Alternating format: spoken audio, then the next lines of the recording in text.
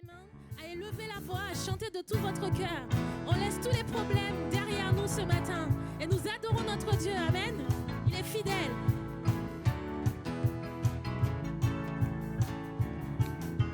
On tape des mains ensemble. Hey.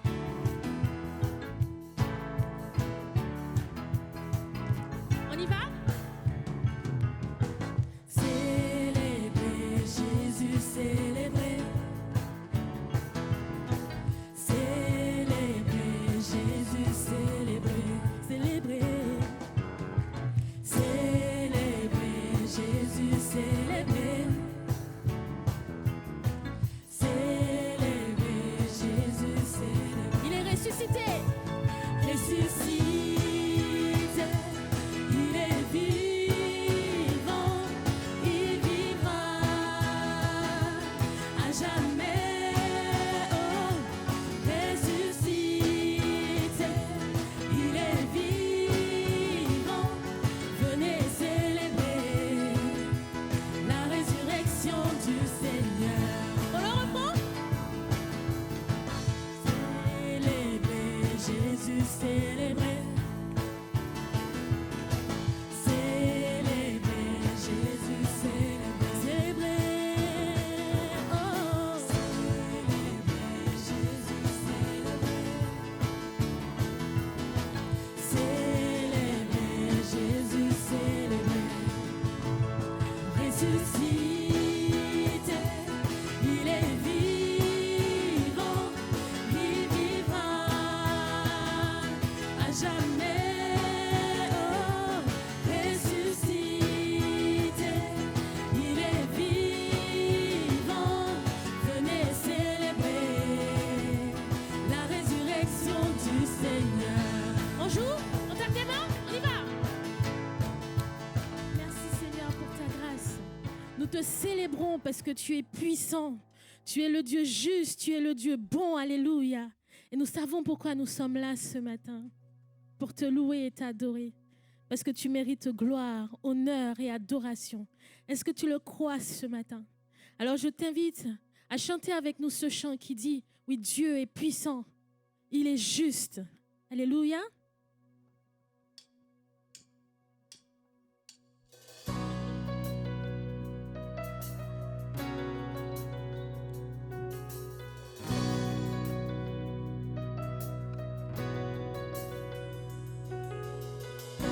Oui, Seigneur, tu es puissant. Nous te louons, nous t'adorons, Seigneur.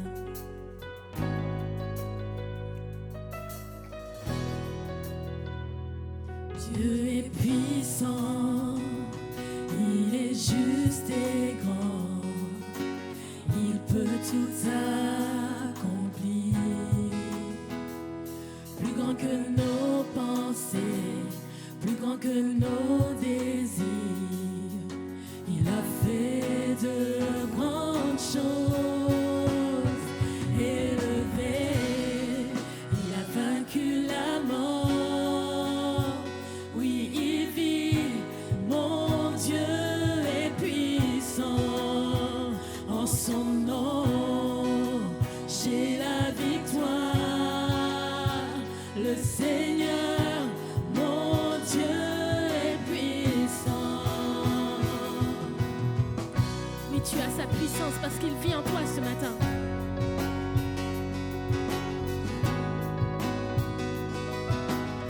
Dieu vit en nous, alléluia. Dieu vit en nous, il est parmi. Il t'ouvre la voie. Il ouvre la voie, Il est plus grand que nos attentes plus grand que nos et que nos espoirs. plus grand que Alléluia. nos espoirs. Oui, c'est celui qui fait de grandes choses. Amen. Oh, élevé, il a vaincu la mort. Oui, il vit, mon Dieu est puissant. En son nom, J'ai la victoire. Le Seigneur, mon Dieu est puissant.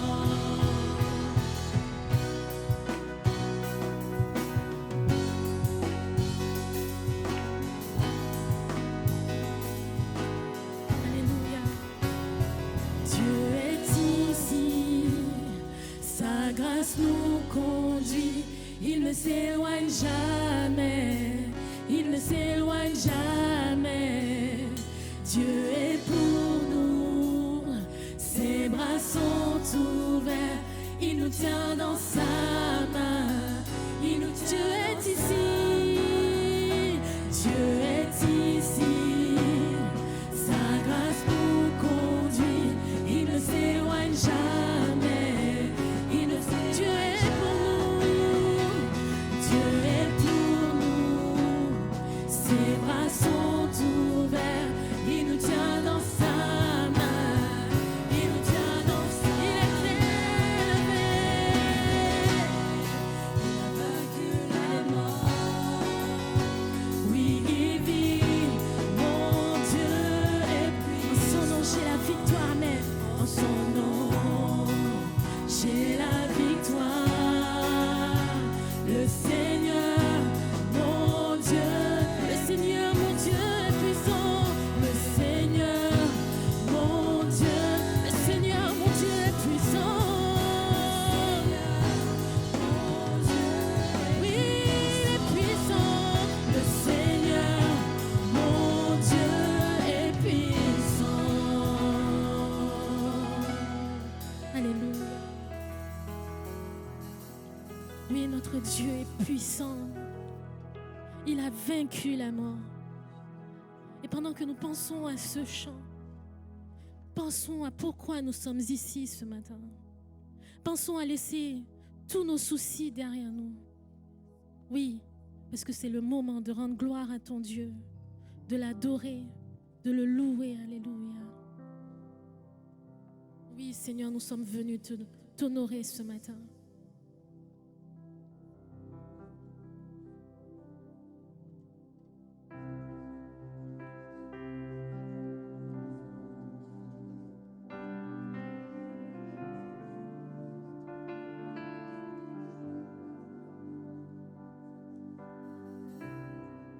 J'ai terminé, le rideau retombe, je viens simplement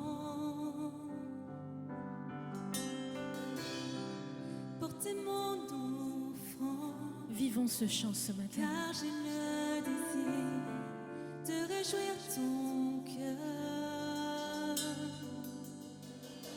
J'apporte plus qu'un beau chant. Chanter ne suffit pas pour répondre à ton appel. Les apparences sont trompeuses, tu vois bien au-delà.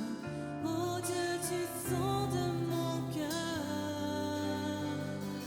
Je reviens au cœur de la louange, tout est centré sur toi, centré sur toi, Jésus.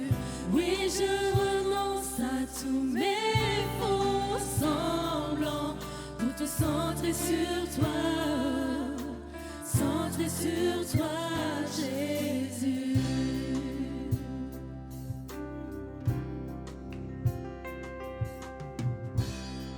Roi d'éternité, qui peut exprimer ce dont tu es dit?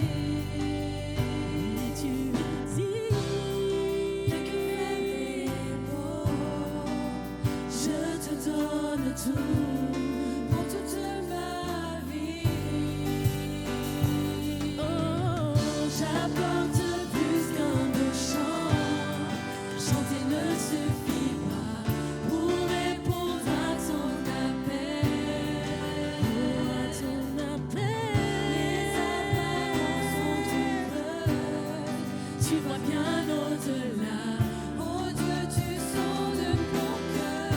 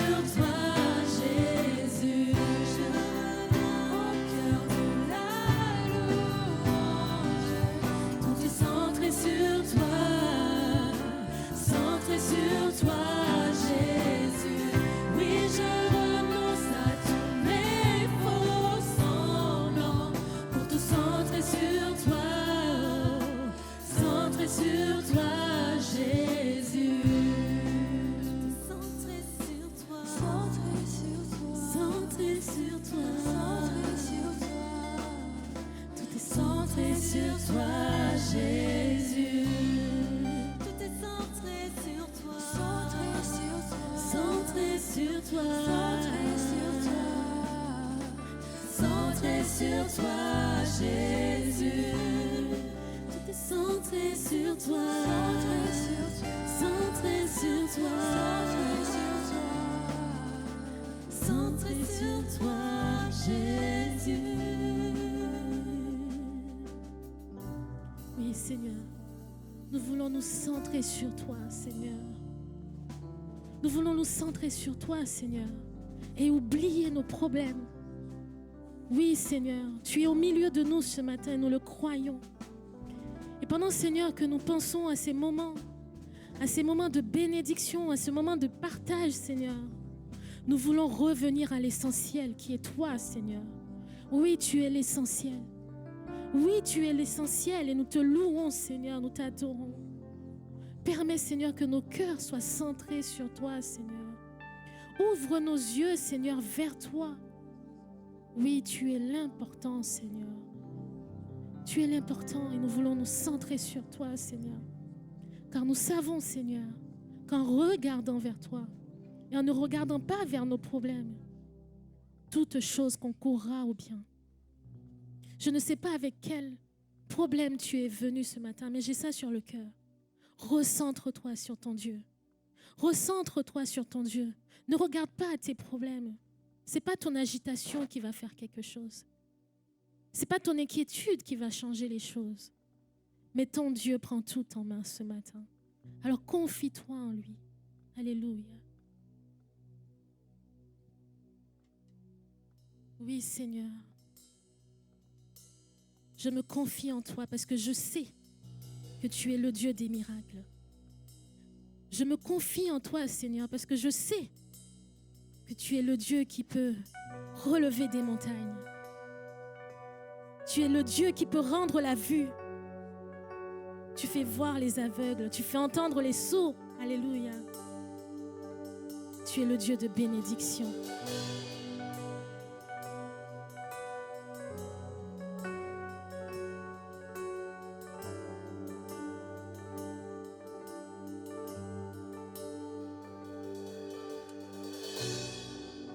Le Dieu qui peut rendre la vue est présent tout autour de moi, présent tout autour de moi.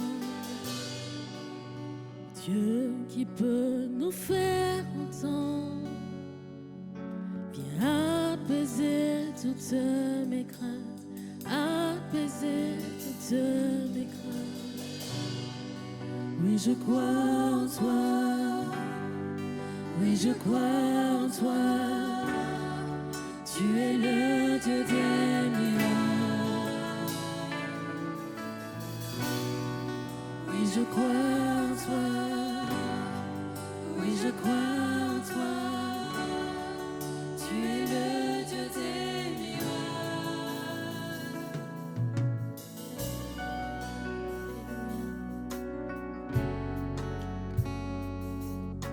Nous allons le reprendre. Oui, Seigneur, je crois en toi, le Dieu qui peut rendre la vue. Le Dieu qui peut rendre la vue est présent tout autour de moi, présent tout autour de moi. Le Dieu qui peut nous faire entendre, viens apaiser toutes mes craintes, apaiser toutes mes craintes. Oui, je crois en toi. Oui, je crois en toi. Tu es le Dieu des miracles. Oui, je crois en toi. Oui, je crois en toi. Tu es le Dieu des miracles.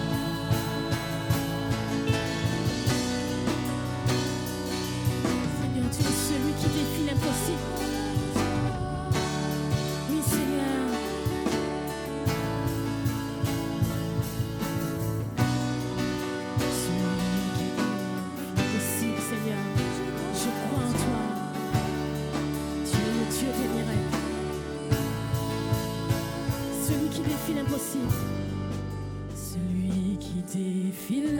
l'impossible. M'attire à lui, me renouvelle. M'attire à lui, me renouvelle. Celui qui a vaincu la mort, sa vie serait pendant mes veines. Sa vie serait pendant mes veines. Oui, je crois en toi. Oui, je crois en toi. Tu es le Dieu des miracles. Alléluia. Oui, je crois en toi. Oui, je crois en toi. Tu es le Dieu des miracles. Oui, je crois en toi. Oui, je crois en toi. Tu es le Dieu des miracles. Oui, je crois en toi. Oui, je crois en toi. Tu es le Dieu des miracles. Oui, je crois en toi. Oui, je crois en toi. Tu es le Dieu des miracles. Oui, je crois en toi. Oui, je crois en toi. Tu es le Dieu des miracles.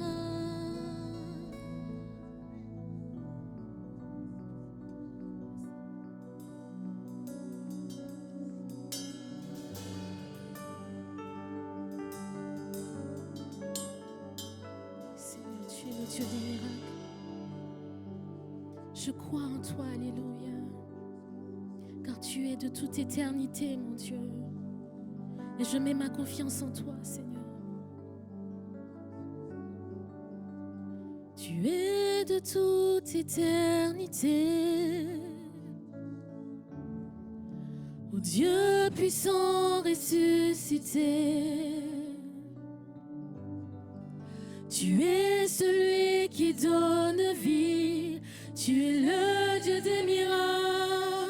Tu es le Dieu des miracles. Tu es de toute éternité. Ô Dieu puissant ressuscité. Tu es celui qui donne vie. Tu es le Dieu des miracles. Tu es le Dieu des miracles. Oui, de toute éternité. Ô Dieu puissant ressuscité. Tu es celui qui donne vie. Tu es le Dieu des miracles. Tu es le Dieu des miracles. Tu es celui qui donne vie. Tu es le Dieu des miracles. Tu es le Dieu des miracles. Oui, je crois en toi. Oui, je crois en toi. Tu es le Dieu des miracles. Seigneur, je crois en toi. Oui, je crois en toi. J'élève la voix vers toi, Seigneur, et je te loue. Je remets mes problèmes à tes pieds, Seigneur, parce que je crois en toi, Seigneur. Je crois que mon problème, Seigneur, tu peux le résoudre ce matin, Seigneur. Je mets ma confiance en toi, Seigneur. Que la maladie s'en aille ce matin, Seigneur. Que les craintes s'en aillent ce matin, Seigneur. Parce que tu es le Dieu de toute éternité.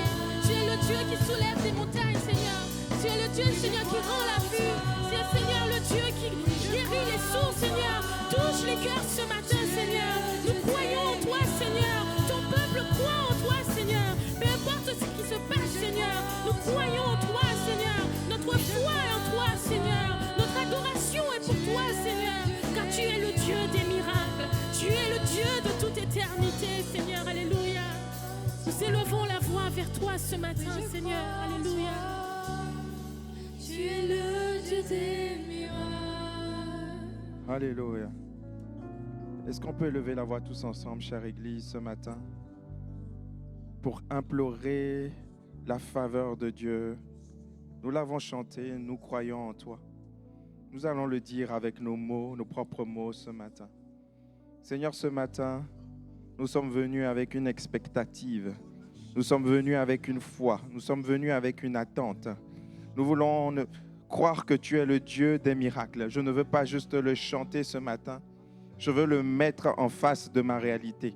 Je veux le mettre en face de ma situation. Je prie que quelqu'un puisse mettre ses paroles en face de sa situation et qu'il puisse croire que tu es le Dieu des miracles. Tu es celui qui peut changer les verdicts d'impossibilité. Tu es celui qui peut changer les statistiques. Tu es celui qui peut changer le cours des choses, le cours des situations. Alléluia. Élève la voix ce matin. Commence à déclarer par la foi que Dieu est le Dieu des miracles. Il est le Dieu des miracles pour ta santé. Il est le Dieu des miracles pour ta complexité administrative, la situation administrative qui est complexe dans laquelle tu te trouves. Il est le Dieu des miracles. Il est le Dieu des miracles pour ce péché avec lequel tu combats et tu combats et tu combats. Malgré tes efforts, tu luttes encore. Il est le Dieu des miracles. Il est celui qui est capable de terrasser Goliath. Il est celui qui est capable d'aplanir la montagne. Il est celui qui est capable de détruire la forteresse. Il est le Dieu des miracles. Il est le Dieu des miracles pour ta santé. Tu te sens faible. Tu te sens fragile. Tu es malade. Et le diagnostic des médecins n'est pas encourageant. Mais tu peux proclamer ce matin le Dieu des miracles. Oh, quelqu'un devrait élever la voix ce matin et commencer à déclarer et à proclamer par la foi qu'il est le Dieu des miracles. Seigneur Jésus, je ne veux pas regarder à la réalité, je veux regarder à ta vérité. Je veux regarder à la vérité de ta parole ce matin.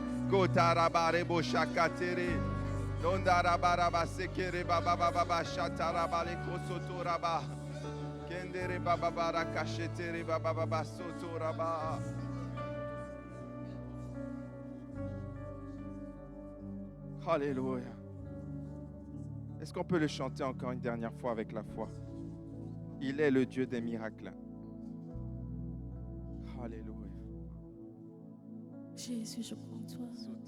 Oui, je crois en toi. Oui, je crois en toi.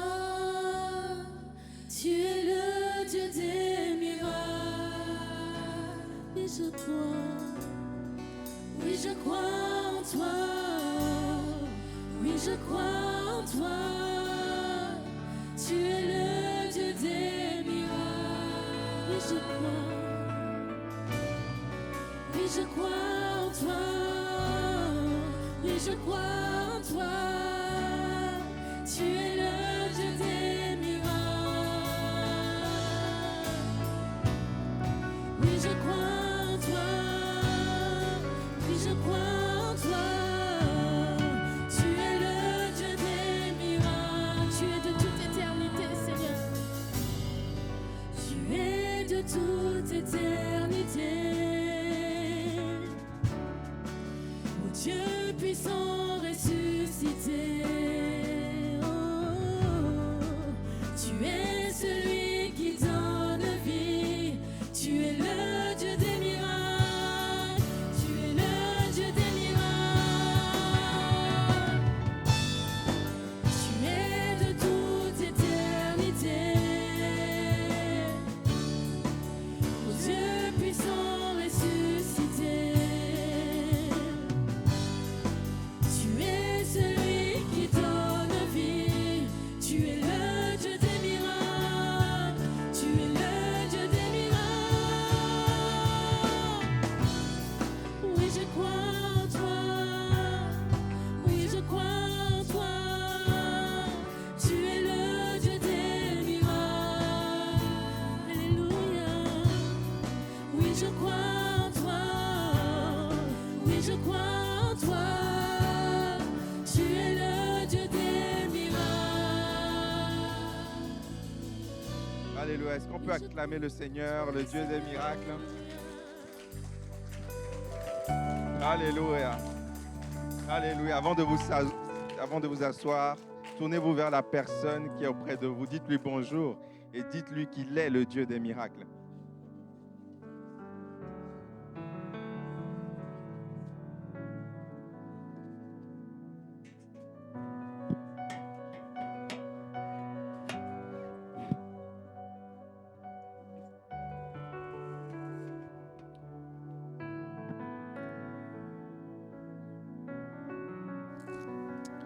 Alléluia. Ouais, je m'entends mieux, les retours sont mieux. Est-ce qu'on peut remercier toutes les équipes techniques, les équipes louanges, les équipes qui servent ici, derrière, les enfants? Alléluia. Est-ce que vous allez bien ce matin? Bien?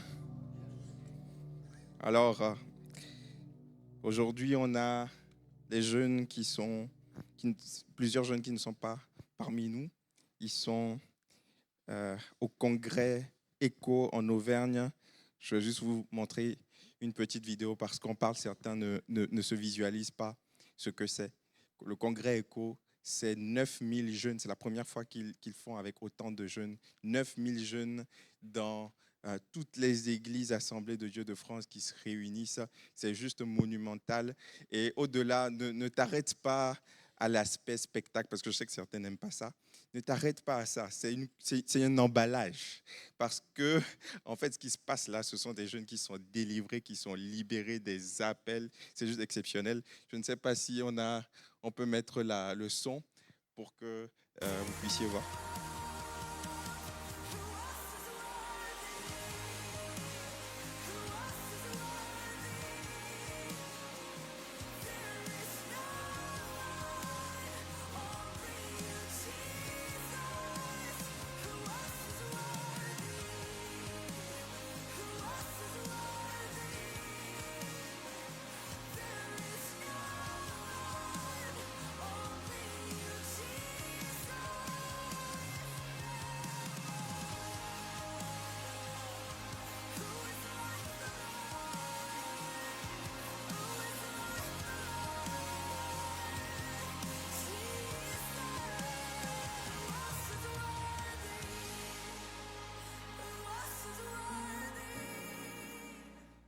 Alléluia. Est-ce qu'on peut acclamer le Seigneur pour ce qu'il fait en France et en francophonie? Non, Dieu n'est pas mort. Il est bien vivant. Voilà, donc ça a commencé vendredi. C'est le dernier jour en ce moment. Ils doivent vivre leur dernier culte ensemble. Donc, pasteur Nathan, hier avec pasteur Nicolas Mitraille et tout le staff jeunesse, ils étaient plus d'une soixantaine à y être. Et on veut croire qu'on va retrouver des jeunes, certains parents vont retrouver des jeunes transformés, des ados qui ne s'enferment plus dans leur chambre, sur leurs écrans. Ils vont voir des jeunes qu'on radicalement transformés. C'est ça qu'on veut. Amen. J'aimerais aussi, je vais faire les annonces maintenant et à la fin, comme ça on priera après le message. Mardi prochain, on aura une soirée chambre haute spéciale jeûne et prière. Donc à partir de demain, on commence la semaine de jeûne et prière. Qui est enthousiaste? Qui s'attend à cette semaine de jeûne? Ah ouais, beaucoup, on est nombreux. Donc on est enthousiaste. Mardi, on va prier pour les sujets. On a laissé des petits papiers sur votre chaise. Les sujets viennent jusqu'à vous. Les supports viennent jusqu'à vous. Et n'hésitez pas à mettre vos sujets de prière. Si Dieu vous a déjà exaucé, mettez un témoignage, une action de grâce. Mais on a de la place pour 500 sujets. Donc, ton sujet peut être aussi pris en compte. Et mardi soir, la soirée chambre haute sera consacrée pour vos sujets, pour nos sujets de prière. Vous pouvez mettre aussi les sujets de prière de quelqu'un que vous connaissez. Peut-être que c'est quelqu'un qui est malade, quelqu'un de l'assemblée. Mettez les sujets de prière et on va prier ensemble pour vous. On veut croire que cette semaine, il n'y a pas de sujet trop compliqué pour Jésus. Amen. Lazare était mort. Les amis de Lazare ont dit, ils sont mauvais, c'est trop tard. Mais Jésus a dit, Lazare sort. Il n'y a pas de sujet trop complexe pour Jésus. Donc, merci d'être là aussi, si vous le pouvez. Et puis, toute la semaine, on va jeûner. Le format qui est proposé, c'est de ne pas manger la journée, de ne boire que de l'eau. Vous pouvez boire des boissons chaudes, du thé, du café sans sucre. Il n'y a pas de problème. Et à 17h, on mange. C'est un format simplifié pour que tout le monde puisse participer. Certains trouveront ça trop compliqué, on le comprend. Donc, adaptez le jeûne à votre réalité, à votre situation, à votre santé. D'autres trouveront ça trop facile, il n'y a pas de problème. Tu peux faire une semaine à l'eau, il n'y a pas de problème. Si tu peux le faire, vas-y. Mais l'important, c'est de jeûner, c'est de participer à cet effort ensemble. Samedi, on aura on aura d'abord à 11h30 le temps de jeûne et prière, donc dans la salle annexe, sans musique, sans micro. C'est bien d'avoir des temps comme ça aussi en rond. Et à 14h30, on aura la conférence des femmes. Donc, il y a notre invitée, Florence, qui est nutritionniste depuis plusieurs années. Elle a vécu une transformation personnelle dans son corps et elle sera là pour encourager les femmes. Donc, il y a une petite vidéo aussi, je crois. Je ne sais pas si on a pu la voir. Sinon, on la mettra à la fin. Donc, vraiment, allez vous inscrire, s'il vous plaît. Les femmes. Ah, c'est bon. Que tellement de femmes de foi aiment le Seigneur, prient et pourtant ne se sentent pas libres dans leur corps. C'est pourquoi j'aimerais t'inviter à notre prochaine rencontre. Ton corps n'est pas ton ennemi, c'est ton allié pour vivre pleinement ta destinée. Je suis Florence, nutritionniste et fondatrice d'Olifit. J'ai hâte de te retrouver samedi 23 mai à 14h30 à l'église Bordeaux République. Nous allons voir ensemble comment retrouver notre alignement corps, âme et esprit pour vivre pleinement notre destinée. Amen. On peut applaudir le Seigneur pour les femmes. Voilà, merci à toute l'équipe, merci à Priscilla, merci à Laetitia, Olga, Tricy, toute l'équipe des femmes qui organisent ces moments. Donc, c'est sur inscription, s'il vous plaît, ne tardez pas à vous inscrire, ça permet de bien s'organiser. Donc, on finira le jeûne samedi soir, donc il n'y aura pas de buffet pour cette rencontre, il y aura juste du thé et du café. Mais vraiment, inscrivez-vous. Vous pouvez venir aussi avec des amis non chrétiennes. Le format sera adapté aussi aux personnes qui ne connaissent pas l'Évangile. Donc, merci vraiment de vous inscrire à la sortie. Dimanche 24, on aura notre culte de Pentecôte. Également, à cette rencontre, vous pouvez inviter vos amis. On veut vivre la puissance de Dieu ensemble. Dieu ne se conjugue pas uniquement au passé. Dieu se conjugue au présent et au futur. On veut croire que cette semaine, on va vivre des percées spirituelles et que dimanche tout particulièrement, on va réaliser que la Pentecôte, ce n'est pas juste un événement à perpétuer, c'est une expérience qu'on peut vivre aujourd'hui. Bon, je n'ai pas entendu de Amen. Ok, d'accord, vous êtes avec moi. Vendredi 29 mai, il y aura la veillée de prière donc, avec Marien à 21h30. C'est aussi des moments importants à considérer de prier toute la nuit pour nous vraiment engager une intercession complète devant le Seigneur. Dimanche 31 mai, on aura notre assemblée générale. Donc, pour des raisons d'organisation, le culte sera exceptionnellement avancé à 9h30. Donc, merci de le considérer, de passer le message autour de vous. Et juste après le culte, à 11h15, on aura l'Assemblée générale. C'est parce que ça coïncide avec la fête des mères. On sait que beaucoup doivent aller retrouver leur maman. Donc, on essaiera de terminer au plus vite. Donc, c'est très important de pouvoir être présent si vous êtes membre administratif. Il y a un mail qui a été envoyé à tous les membres. Donc, si vous pensez être membre, que vous n'avez pas reçu le mail, merci de vous signaler au secrétariat. Je rappelle que vous n'avez pas besoin d'être membre administratif pour servir dans l'Église. Si vous ne souhaitez pas être membre administratif, il n'y a pas de problème, vous pouvez servir. Mais si vous êtes membre administratif, ça vous engage à venir aux assemblées générales. Si pour une raison de force majeure, vous ne pouvez pas être là, merci de laisser une procuration. Les procurations sont disponibles à la sortie. Le samedi 6 juin, on aura la marche pour Jésus. Les détails viendront ultérieurement. Le dimanche 7 juin, on aura donc en invité, alors ce sont des invités de la maison, on dit invités parce que ce sont des invitations exceptionnelles, mais on aura le pasteur Nicolas Prada, donc, qui est membre de l'Église avec nous, qui est le directeur de l'action missionnaire. Il viendra présenter la mission. Il y aura également des stands de l'atelier création qui seront dressés. Il nous apportera la parole. Et le dimanche 14 juin, on aura comme invité le pasteur Benjamin Besnard, qui est l'actuel directeur de l'ITB. Tous les départements de l'Église recrute, si vous avez à cœur de venir servir, vous aussi, de participer à cette grande armée. Donc, allez à la sortie et laissez vos coordonnées, on reviendra vers vous pour un entretien. Les offrandes, donc, vous pouvez donner pour soutenir l'Église, soit par espèce via le 30 qui est à la sortie, soit par RIB, par virement. Donc, le RIB est disponible sur le site de l'Église. Et aujourd'hui, la deuxième offrande est pour la CAFEJ, notre association culturelle. Je demanderai, s'il vous plaît, d'ouvrir les volets un tout petit peu. C'est un tout petit peu sombre, si c'est possible. Merci. Alors, depuis le mois de mai, depuis le début du mois de mai, on a commencé une série sur la puissance. Le but de cette série, c'est de réhabiliter quelqu'un dans sa capacité divine, dans la capacité que Dieu lui a donnée.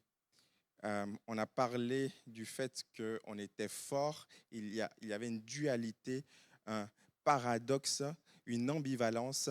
On est faible, mais en même temps on est fort. Mais Dieu ne veut pas qu'on reste faible. Dieu veut qu'on accepte notre faiblesse pour pouvoir être rempli par sa force. Dieu veut que tu sois fort, Dieu veut que tu sois puissant, c'est la volonté de Dieu. Quelqu'un devrait dire Amen. Et dans le deuxième message, on a parlé du jeûne. Le jeûne est un catalyseur. Le jeûne ne change pas la puissance de Dieu. Le jeûne nous rend, nous, sensibles à recevoir la puissance de Dieu. Le jeûne nous met dans des dispositions pour pouvoir vivre la puissance de Dieu. On a expliqué que c'était important les actes qu'on pose physiquement. Dieu ne regarde pas juste les intentions de ton cœur, Dieu regarde à ce que tu fais avec ton corps. Dieu regarde à ce que tu fais avec ton corps. Et si tu payes le prix de jeûner, si tu considères que ta foi est suffisamment sérieuse pour t'abstenir de manger alors que c'est vital de manger, alors Dieu te prendra aussi au sérieux et Dieu viendra pour œuvrer pleinement en toi. Aujourd'hui, j'aimerais parler de l'importance de déclarer avec foi la parole de Dieu. L'importance de déclarer avec foi la parole de Dieu. Beaucoup de chrétiens vivent dans la résignation, le défaitisme, le négativisme. Ils se plaignent quand vous les entendez parler. Ils se plaignent constamment, on sent du désespoir, on sent qu'ils sont blasés, on sent qu'ils n'y croient plus, on sent qu'ils sont déçus. Et il y a des verdicts d'impossibilité qui résonnent sans cesse dans leur tête et qui aussi résonnent dans leur bouche. Et j'aimerais parler à quelqu'un ce matin de la part de Dieu. Dieu veut changer ces verdicts-là. Dieu veut changer ces discours intérieurs négatifs. Quelqu'un qui se dit « je n'y arriverai pas, c'est trop dur, c'est trop difficile, je suis condamné à rester comme ça, mon problème est trop grand, il n'y a pas de solution. Avec mon caractère, je ne changerai jamais, mon couple est trop détruit pour être restauré, mes enfants finiront forcément mal, je vais encore tomber dans le même péché. Dieu utilise les autres, mais pas moi, je suis trop vieux pour recommencer quelque chose, pour refaire ma vie après un divorce. Je n'aurai jamais assez d'argent pour m'en sortir, j'ai trop de dettes, le ministère est trop lourd pour moi, le service est trop lourd pour moi, personne ne me respectera jamais. C'était comme ça depuis mon enfance, c'est comme ça encore aujourd'hui, c'est comme ça partout, c'est comme ça dans le monde, c'est comme ça dans l'église. Personne ne me respecte, je suis méprisé. Cette maladie va détruire ma vie. J'ai beau prier, ça ne change rien. Je suis spirituellement trop faible pour vaincre. Ma famille est maudite depuis des générations. Je n'arriverai pas à pardonner. Jamais je ne réussirai à pardonner après ce qu'il m'a fait. Je suis destiné à rester seul. Dieu est sûrement déçu de moi. Et tout le monde réussit sauf moi. Il est trop tard pour accomplir ce que Dieu me demande de faire parce que j'ai raté trop de trains. Je n'ai aucun don particulier. Vous voyez, ça fait beaucoup, hein? Mais c'est comme ça, certains sont agressés dans leurs pensées avec des discours intérieurs négatifs. Et ça se voit sur leur visage. Ils ne sont pas heureux, ils sont pas dégourdis, ils sont tristes. Mon passé me poursuivra toute ma vie. Je ne serai jamais un bon parent. Je ne mérite pas d'être aimé. Dieu ne répond jamais à mes prières.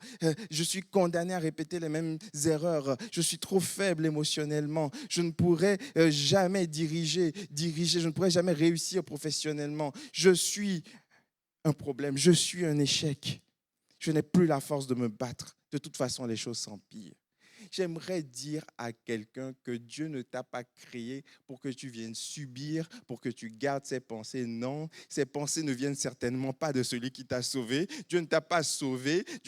Jésus-Christ n'est pas allé mourir sur la croix pour que tu sois sauvé pour aller au ciel et te laisser avec ses pensées. Non, Dieu veut que tu changes le discours, ton discours intérieur, et Dieu veut que tu changes tes paroles, qu'il y ait des paroles de foi qui sortent de ta bouche. Dieu veut que tu parles comme il parle. Est-ce que c'est ce que Dieu dit de ta situation? Est-ce que tu penses que si on écoute Dieu parler, si on met le micro sur la bouche de Dieu, Dieu va parler comme ça? Non, Dieu veut que tu sois victorieux, victorieuse. Dieu veut que tu aies de l'espoir, que tu aies de l'espérance, que tu sois positif, que tu dises, celui qui a ressuscité Christ d'entre les morts, ce Saint-Esprit-là habite en moi et il rendra la vie à mon corps mortel, il rendra la vie à ma situation. Et je suis venu ce matin te délivrer un message de la part de Dieu. Je vous confesse, cette semaine a été très difficile pour moi parce que ça fait 1 mois que je savais ce que j'allais prêcher. Mais j'étais là, je dis, Seigneur, j'avoue pour être honnête que moi-même, je ne suis pas dans ce niveau de foi. Je suis honnête, Seigneur, moi-même, des fois, je suis incrédule. Quand je vois ma vie, quand je vois les choses qui doivent encore aller, quand je vois l'ampleur du défi, même pour l'Église, je dis, Seigneur, je ne suis pas capable. Comment est-ce que je vais apporter un discours de foi? Je suis arrivé hier, tout seul ici, à midi, début d'après-midi, je suis resté enfermé jusqu'à tard. Je dis, Seigneur, s'il te plaît, fais-moi grâce. Je dis, Seigneur, viens au secours de mon incrédulité. La bonne nouvelle, c'est que quand tu viens comme ça devant Dieu pour dire, Seigneur, j'avoue que je ne crois pas totalement à ce que tu peux faire. J'avoue que je ne crois pas qu'un paralytique peut marcher. J'avoue que je n'y crois pas. Viens au secours de mon incrédulité. Dieu le fait. Dieu nous prend au mot. Je refuse de limiter Dieu à cause de ma réalité. Et aujourd'hui, j'aimerais parler de la foi, mais j'aimerais particulièrement parler de la déclaration de foi. Comment est-ce que notre discours doit être rempli de foi? On y viendra tout à l'heure. Mais d'abord, la foi. La foi, les amis, mes frères et sœurs bien-aimés, la foi, c'est la monnaie d'échange dans le royaume. Vous savez, lorsque vous commandez une pizza, lorsque vous commandez la pizza, vous êtes au téléphone, vous décrivez la pizza que vous voulez. Je veux une bolognaise, je veux ceci, je veux cela, tout ce qui est bien gras. Heureusement que le jeûne arrive. Vous décrivez votre pizza et puis vous-même vous attendez, vous salivez. Vous salivez parce que vous ne voulez pas cuisiner. Et puis quand le livreur de pizza arrive, il te dit, voilà, tu as commandé 3 pizzas, j'ai prévu tout ce qu'il faut, j'ai mis les boissons. Et à un moment donné, il te dit, bon, avant de te donner la pizza, il faut que tu payes. Vous êtes d'accord? La pizza a été préparée, la pizza est arrivée jusqu'à chez toi, elle est devant ta porte, mais pour pouvoir y accéder, il faut que tu payes. Ce qui est valable dans le monde naturel est vrai aussi dans le monde spirituel. Sauf que dans le monde spirituel, ce n'est pas l'argent qui paye, c'est la foi. Dieu vient et il ramène toute sa puissance, il ramène ses miracles, il ramène ses bénédictions. Mais pour que tu puisses te l'approprier, il faut que tu aies la foi. Jésus est mort à la croix pour tout le monde. Il a été donné à la croix, il est mort pour le péché de l'humanité. Mais tout le monde ne le reçoit pas. Pourquoi? Parce que tout le monde n'a pas la foi. Tout le monde ne paye pas la pizza. Dis à quelqu'un près de toi, il faut que tu règles, il faut que tu payes la pizza. S'ils ne te regardent pas, il y en a, ils regardent. Je ne veux pas, surtout pas qu'ils me parlent. C'est pas grave. Essaie avec l'autre voisin, tu auras plus de succès. La foi est la monnaie d'échange. La foi, vous savez, dans le monde physique, c'est la main qui prend les choses. Dans le monde financier, c'est l'argent qui permet de posséder des choses. Dans le monde physique, c'est la main qui permet de se saisir des choses. Mais dans le monde spirituel, la foi est l'organe qui permet de se saisir des promesses de Dieu. Voilà pourquoi Jésus, à chaque fois, il disait, qu'est-ce que tu veux que je fasse pour toi? Il attendait que la personne exprime son besoin et il dit, ta foi t'a sauvé. Ce n'est pas sa foi uniquement qui l'a sauvé, mais c'est parce que Jésus dit, je suis là, je peux faire le miracle, mais je dois d'abord vérifier que tu as la foi parce que tu dois régler, tu dois payer la pizza. Alléluia. Et trop de chrétiens aujourd'hui négligent leur foi. Ils pensent que Dieu va faire, ils vont rester dans l'incrédulité, ils vont rester dans leur état, et puis Dieu va faire. Non, Dieu va d'abord vérifier que tu aies la foi. Et l'incrédulité, c'est le contraire de la foi. L'incrédulité, mes amis, désactive la puissance de Dieu. L'incrédulité désactive l'action de Dieu. Regardez ce qu'il est écrit. Un jour, Jésus va à Nazareth, dans son pays d'origine, dans sa ville d'origine. Jésus, rappelez-vous, il est allé, il a fait 40 jours dans le désert. Il est sorti revêtu de la puissance du Saint-Esprit. Quand il commençait à prêcher, et puis il y avait des foules qui venaient. Il a prêché le sermon sur la montagne. Les foules venaient en grand nombre. Les gens disaient, waouh, c'est le Messie qu'on attendait. Il imposait les mains aux malades. Les malades étaient guéris. Il guérissait les lépreux. Il faisait des miracles exceptionnels. Et à un moment donné, il décide de revenir où? À Nazareth, dans son pays d'origine. Mais vous savez, quand il arrive, les gens se disent, mais attendez, c'est qui ça? Jésus? Mais on l'a vu grandir, Jésus. Verset 54, Matthieu 13. S'étant rendu dans sa patrie, il enseignait dans la synagogue, de sorte que ceux qui l'entendirent étaient étonnés. Et ils disaient, mais d'où lui viennent ces miracles? N'est-ce pas le fils du charpentier? N'est-ce pas Marie qui est sa mère? Jacques, Joseph, Simon, Jude, ne sont-ils pas ses frères? Et ses sœurs ne sont-elles pas parmi nous? Il n'a rien d'exceptionnel, ce Jésus se prend pour le Messie. On l'a connu. Je l'ai vu quand il jouait à l'école du dimanche. Je l'ai vu, Jésus, mais attendez, n'importe quoi, Jésus se prend pour le Messie maintenant.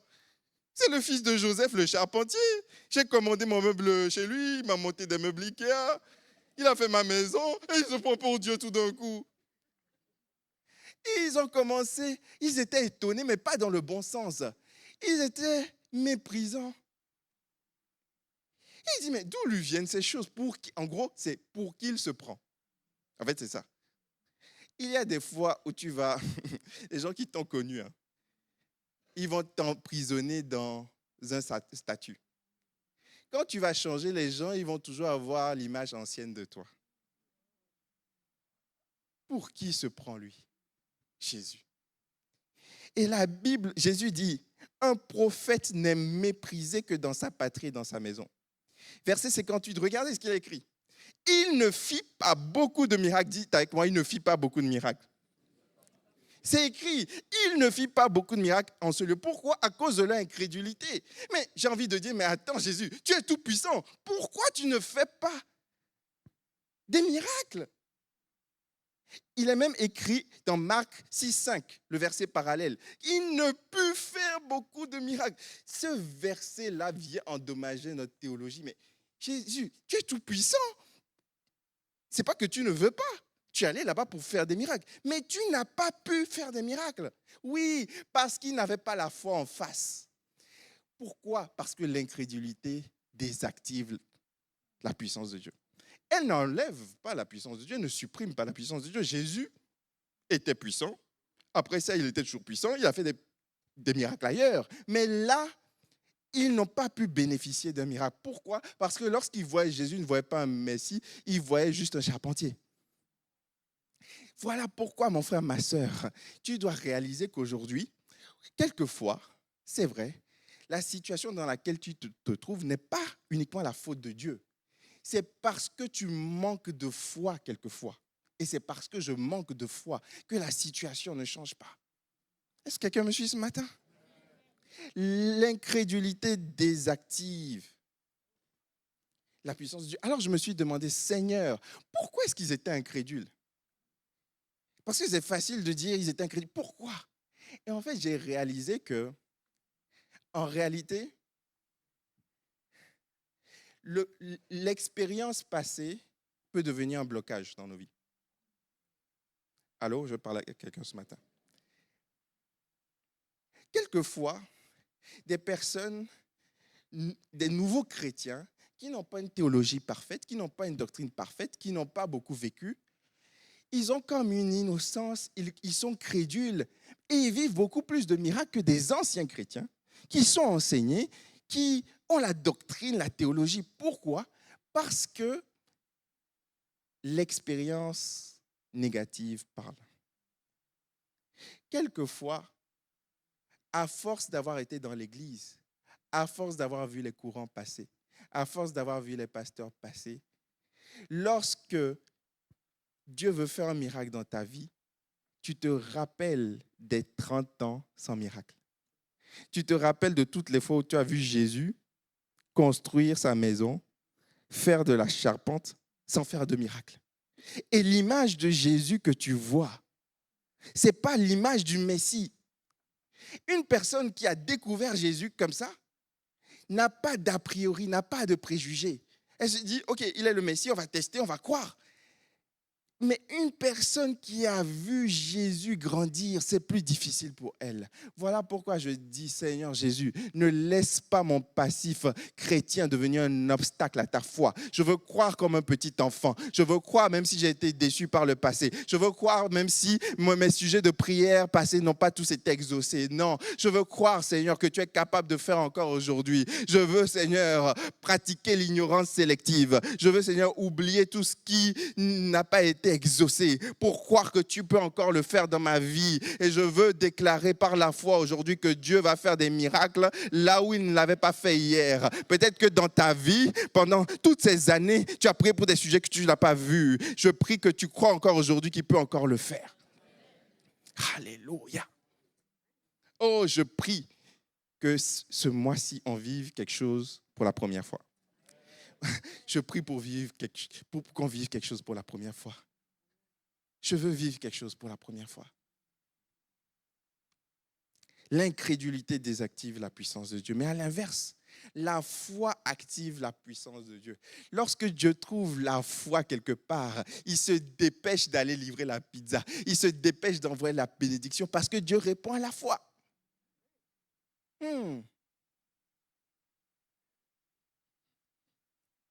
Alors voici mon point de ce jour. Ta façon de parler est un indicateur de ta foi. Je vais la refaire. La façon dont tu parles est un révélateur de ta foi. Parce que la Bible dit que c'est de l'abondance du cœur que la bouche parle. À l'intérieur, tu as une foi, tu crois des choses, tu as des pensées, mais ça sort de ta bouche, tu vois. Des fois, tu ne le contrôles pas, mais ça sort. Écoutez quelqu'un pendant 1 heure. Écoutez-la attentivement. Vous allez savoir qu'est-ce qu'elle croit. Allô? C'est vrai? Écoutez quelqu'un pendant 1 heure, tu vas savoir quel parti politique il vote. Sans qu'il ne te l'ait précisé.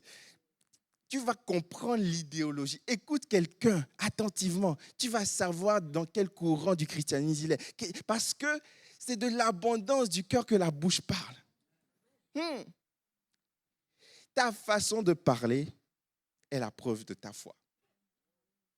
C'est ce que Jacques dit.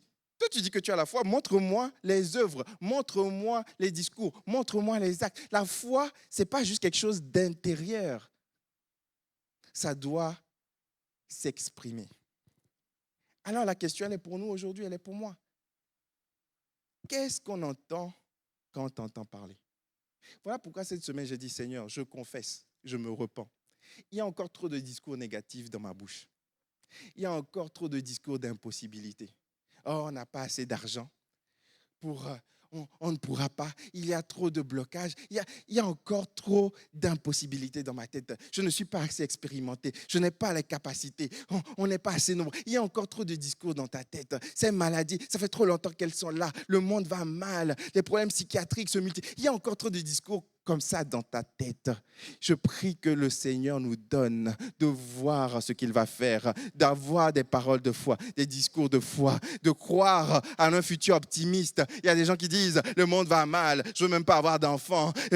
Non, avoir des discours optimistes, de dire, dans les derniers temps, oui, il y aura des temps difficiles, mais de plus en plus de gens se tourneront vers Jésus. Commencez à voir ce que Dieu fait, voir la lueur pour avoir des discours de foi. Il faut que tu changes ton discours. Il faut que je change mon discours. Alors j'en viens à la déclaration de foi. Pendant 15 ans de ma vie, je me suis posé cette question sur ce qu'on pourrait appeler aujourd'hui des déclarations de foi, ou certains appellent ça des proclamations ou des déclarations prophétiques. Chacun met le nom qu'il veut. Il y a certaines personnes, certains courants évangéliques aujourd'hui qui proclament ce qu'on pourrait appeler des déclarations prophétiques. Tu vois l'image ou pas? Le pasteur qui dit « je déclare par la foi » et tout ça. Tu vois, et puis les gens disent « receive, I receive it » et tout ça. Tu vois un peu? Oui, quelqu'un voit. Et pendant une bonne partie de ma vie chrétienne, j'ai été méprisant envers ces courants. Ça, c'est les descendants du New Age, tu vois, les mouvements paroles de foi. Nous, on a la bonne théologie. Pendant des années. À un moment donné, je sentais que ma vie spirituelle était desséchée. Je voyais des gens qui étaient dans la mauvaise théologie, mais qui vivaient une foi épanouie, qui avaient des fruits, qui avaient le zèle pour évangéliser. Leur foi était stable, manifestait le fruit de l'esprit. Et moi qui avais la bonne théologie, j'étais sec. Alors, Dieu m'a défié. Dieu m'a dit, prends ta Bible et va étudier. Prends ta Bible et va creuser. Et alors que j'étais avec mes amis baptistes, éditeurs, Gospel Coalition, je critiquais tous les hyper charismatiques, j'ai recommencé à étudier et je me suis rendu compte que oui, il y a eu des excès, c'est vrai, mais ce n'est pas complètement anti-biblique de déclarer des choses par la foi. On va étudier ensemble. Vous êtes d'accord? OK. La déclaration de foi, appelle ça comme tu veux, c'est une affirmation certaine au présent, au futur. Contrairement à la prière de requête où tu demandes à Dieu, Seigneur, donne-moi, la déclaration de foi est une phrase certaine, une phrase à l'affirmatif. Ça peut être au présent, au futur, mais tu déclares quelque chose, tu déclares une certitude. Ce n'est pas une phrase au conditionnel, si Dieu veut, c'est une phrase au présent à l'affirmatif. On peut appeler ça une déclaration prophétique, en guillemets. Certains mettent prophétique juste pour parler spirituel, mais on peut appeler ça prophétique parce qu'elle vient sous l'inspiration du Saint-Esprit. Alors, contrairement à la prière de requête qui demande, la déclaration prophétique déclare quelque chose que Dieu a déjà décrété, que Dieu a déjà décidé. L'une des déclarations de foi les plus connues, c'est le psaume 23. Regardez, David écrit un psaume et il dit « L'Éternel est mon berger, je ne manquerai de rien ». Il ne demande pas à Dieu, il est en train de déclarer une certitude qui est issue de la parole, qui vient de la parole, qui vient de sa méditation des Écritures, qui vient de sa connaissance de Dieu, mais il déclare une certitude, il n'est pas en train de te demander l'autorisation. Il ne dit pas « Seigneur, Éternel, sois mon berger, s'il te plaît ». Non, il dit « L'Éternel est mon berger », c'est un fait. Quand tu dis « Je déclare que je suis enfant de Dieu, je déclare que le Saint-Esprit en moi », c'est un fait. Tu n'as pas besoin de demander à Dieu d'être enfant de Dieu, tu le déclares parce que c'est un fait. Donc le problème, ce n'est pas de déclarer. Le problème, c'est ce que tu déclares. Si tu déclares « j'ai la nouvelle Lamborghini au nom de Jésus » et que Dieu n'a pas décrété ça, c'est ton problème. Mais ce n'est pas la déclaration le problème. Est-ce que quelqu'un me suit? C'est ce que tu déclares le problème. On déclare quelque chose que Dieu a déjà décrété. Il dit « L'Éternel est mon berger, je ne manquerai de rien. » Parce que Dieu a promis qu'il ne manquera de rien. C'est un fait. Il déclare, il me fait reposer dans de verts pâturages. C'est un fait.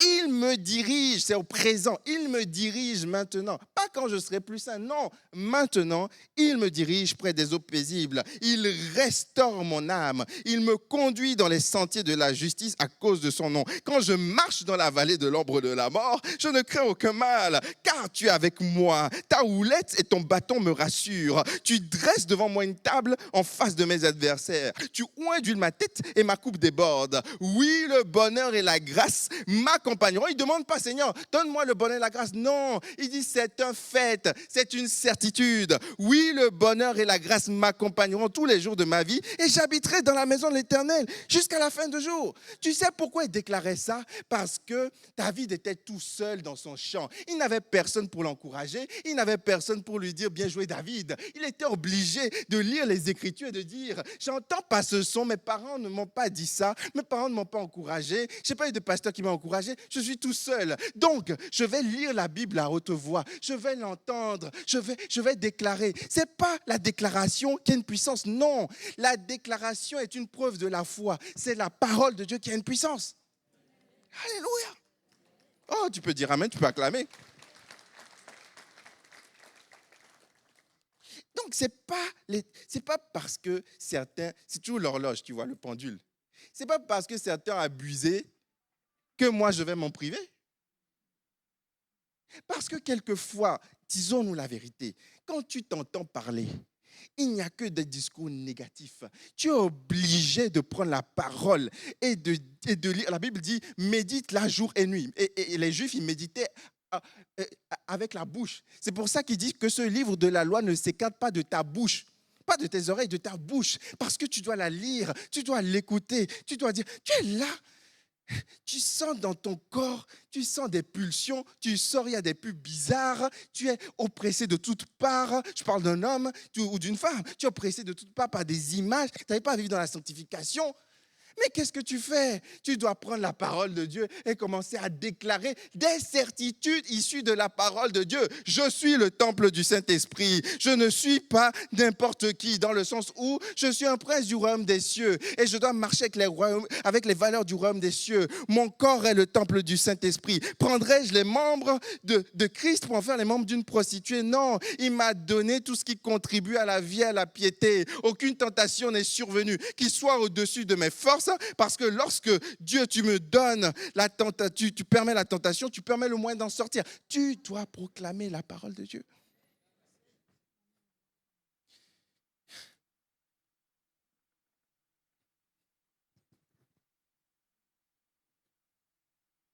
La déclaration de foi est la preuve de la foi. La façon dont tu parles témoigne de ce que tu crois. 2 Corinthiens 4,13, Paul le disait. J'ai cru, c'est pourquoi j'ai parlé. Nous aussi, nous croyons, c'est pour cela que nous. Qu'est-ce que tu dis? Qu'est-ce que je dis? Parce que ce que je dis, c'est la preuve de ma foi. Qu'est-ce que Dieu dit pour l'Église? Qu'est-ce que Dieu dit pour ma vie? Qu'est-ce que Dieu dit pour ma famille? Et vous voyez, quand on rentre dans ce domaine, tu es obligé de te demander ce que Dieu dit. Il y a un moment nécessaire où tu dois aller chercher la volonté de Dieu. Parce que, attention, justement, tu ne peux pas déclarer n'importe quoi parce que tu peux être déçu. Donc, tu dois aller chercher la volonté de Dieu. Seigneur, je veux t'écouter encore aujourd'hui. Oui, il y a la parole qui est écrite, mais il y a une parole prophétique pour ce moment. Il y a une parole pour ce monde. Il y a une parole pour mes enfants. Il y a une parole pour ma situation. Il y a une parole pour mon service. Il y a une parole pour mon église. Il y a une parole pour ma santé. Alors, Seigneur, est-ce que tu veux me dire comme Paul, ma grâce te suffit? Ou est-ce que tu veux me dire, continue de prier, continue de demander? Je dois l'entendre, je dois le sentir, je dois le lire. Mais une fois que j'ai cette réponse, ou dans mon cœur, je sais que Dieu m'a parlé et qu'il m'a dit, tu vas être guéri, alors je peux déclarer ma guérison. Le problème, ce n'est pas de déclarer. Le problème, c'est de déclarer des choses que Dieu n'a jamais promises. Oui, parce que quelquefois, tu crois que Dieu va toujours œuvrer dans un sens et quelquefois, Dieu n'est pas dedans. Je veux dire, vraiment, quelquefois, certains se disent, Seigneur, je prends possession de mon héritage, de mon mariage. Mais peut-être que Dieu a prévu que tu sois célibataire pour sa gloire. Alléluia! Il n'y a pas beaucoup d'amen. Mais c'est pour ça, et après on accuse Dieu. Seigneur, ça ne marche pas, mais non, tu n'as pas pris le temps d'entendre, de discerner la voix de Dieu. Arrêtons d'accuser Dieu. Dieu, franchement, je ne vais pas dire le pauvre Dieu parce que Dieu n'a pas besoin, mais on l'accuse de tout. Et on l'accuse des fois, nous, de ne pas venir entendre, de ne pas payer le prix pour entendre, parce que des fois, il faut payer le prix. Hein. Tu sais, dans la radio, sur la radio, des fois, bon, aujourd'hui, ça n'existe plus. Il y a des jeunes qui ne savent même pas c'est quoi la radio, mon Dieu Seigneur, ils connaissent que YouTube et TikTok. Mais à une époque, bon, j'ai quelques cheveux blancs. À mon époque, moi aussi, je peux le dire, on avait des radios manuelles et on cherchait les fréquences, tu vois. Et puis, tu dois prendre le temps. Quelquefois, tu es trop à droite, trop à gauche, tu dois trouver la fréquence. Et bon, quand il n'y a plus de grisaille, de mauvais son, tu dis, ah, c'est bon, je suis sur la bonne fréquence. Et quelquefois, Dieu, c'est comme ça. Tu dois chercher dans le jeûne, tu dois aller chercher, aller lire la Bible, tu dois payer le prix. Et à un moment donné, tu l'entends et c'est clair. Et si tu ne payes pas le prix pour entendre Dieu, ce n'est pas la faute de Dieu. Allô? Je suis venu prêcher un message positif, mais je dois aussi dire la vérité. Parce que des fois, Dieu prend cher. Le problème, ce n'est pas de déclarer. Le problème, c'est qu'est-ce que tu déclares. On doit déclarer des certitudes. Il y a ce qui est commun à tous les chrétiens. Nous sommes enfants de Dieu. Le ciel est à nous. Nous sommes le temple du Saint-Esprit. Je dois vivre dans la sanctification. Ça, c'est notre héritage spirituel. C'est pour tous les chrétiens sans distinction. On peut le déclarer. Mais il y a des choses qui sont liées à toi, à ton futur, à ton appel, à ta destinée. Certains doivent devenir riches, d'autres doivent s'appauvrir pour Dieu. Allô? Donc, si Dieu t'appelle à t'appauvrir, à te dépouiller pour sa gloire et que tu déclares « je suis riche », pardon, mais ça ne va pas marcher. Et si tu ne déclares pas alors que Dieu t'a dit « je vais te donner de l'argent, je vais te donner un don de libéralité pour financer son royaume » et que tu restes dans une forme de pudeur, ce n'est pas non plus la faute de Dieu. Il nous faut un équilibre divin. Je prie que ce soit notre partage au nom de Jésus. Romains 19, si tu confesses de ta bouche le Seigneur Jésus et si tu crois dans ton cœur que Dieu l'a ressuscité des morts, tu seras sauvé. Ce n'est pas parce que tu confesses que tu vas être sauvé, non. C'est parce que tu crois dans ton cœur que tu vas être sauvé. Mais on considère que si tu crois dans ton cœur, tu dois le confesser de ta bouche. Si tu aimes ta femme, tu dois lui dire « Chérie, je t'aime ». Ma femme dit « Alléluia ». Il y a des maris qui disent « Je n'ai pas besoin de te le dire, je l'ai dit à la mairie il y a 20 ans ». Ça n'a pas changé. Si ça change, je t'informerai. Non, tu dois le redire continuellement. Dis à quelqu'un, tu dois le redire continuellement.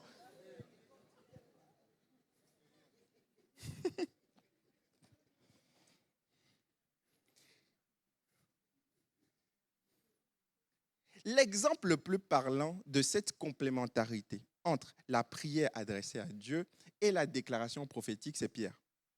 Pierre a vécu cela. Pierre, c'était quelqu'un d'inconstant. Mais quand Jésus va le briser, que Jésus va le remplir de son Saint-Esprit, Pierre va trouver cet équilibre-là entre la soumission à Dieu et l'autorité sur les circonstances. Pierre va à Lydde. Il fait des miracles là-bas. Et on lui dit, mais viens à Jaffa, il y a une dame qui s'appelle Tabitha.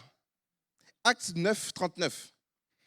Ce qui signifie gazelle. C'était une femme qui faisait beaucoup d'aumônes. Elle était connue, elle faisait beaucoup de bonnes œuvres. C'était une femme dynamique. C'était une femme qui était généreuse. Et la Bible dit qu'elle donnait beaucoup d'argent aux gens. Elle était généreuse. Et elle tomba malade à cette époque-là et mourut. Après l'avoir lavée, on la déposa dans une chambre à l'étage. Et on appelle Pierre, on dit « Pierre, viens ». Pierre se leva et partit avec eux. À son arrivée, on la conduisit dans la chambre à l'étage. Regardez ce qu'il est écrit, c'est très intéressant.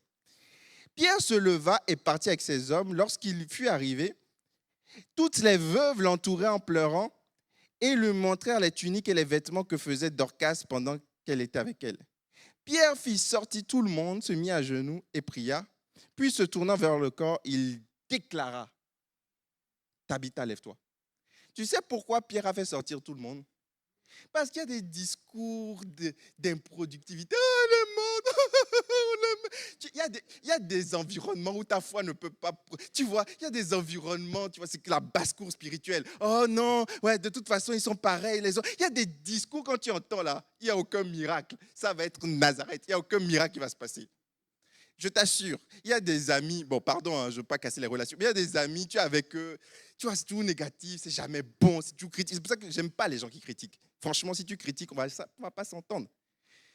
Il y a des gens, c'est jamais bon. Et on critique le gouvernement, on critique l'État, on dirait qu'ils cherchent des choses à critiquer. Ah, il n'y a rien à critiquer, tout va bien aujourd'hui. Oh, la machine à café! Le train n'est pas arrivé. Et puis ça leur fait du bien parce qu'ils ont l'impression que comme eux, ils ont une mauvaise image d'eux-mêmes, ils doivent rabaisser les autres pour ne pas se sentir encore plus mal. Tu vois ce que je veux dire? Il y a une psychologie derrière. Donc on doit critiquer, on doit taper les gens. Ouais, tel frère, ouais, on doit taper les gens. Donc Pierre a dit tout le monde, oust. Je sais qu'elle est morte, je n'ai pas besoin de gens qui me rappellent qu'elle est morte. Parce que pour prier pour une résurrection, il faut être un peu fou, il faut avoir une foi, il faut avoir un don de foi, tu comprends? Donc, tu n'as pas besoin de gens qui pour te rappeler, oh, comment est-ce qu'elle était bien, et puis elle a fait un malaise, et puis je ne l'ai vu pas. Tu n'as pas besoin de ça.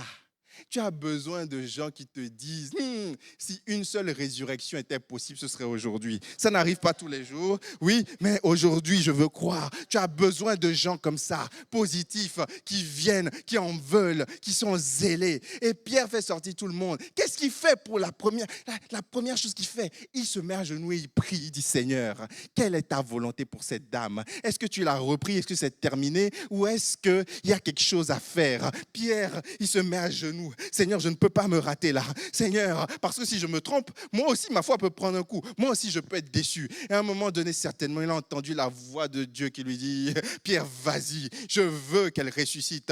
Et alors, elle se leva. Et elle dit, Tabitha, lève-toi. Beaucoup de chrétiens passent leur vie à prier, mais jamais ils ne parlent. Pudeur évangélique, on est trop humble. Mais à un moment donné, tu dois parler à des situations. Tu dois parler à des situations. Tu dois... Des fois, moi je l'ai vu, j'ai vu toute forme de courant. Ah non, les possédés, il faut prier, Dieu va faire. Non! Des fois, tu dois prier pour que Dieu te donne la foi, que Dieu te donne la certitude. Mais à un moment donné, tu dois dire aux démons de partir. À un moment donné, tu dois dire, Satan, retire-toi. À un moment donné, tu dois chasser le démon. Tu dois chasser la maladie. À un moment donné.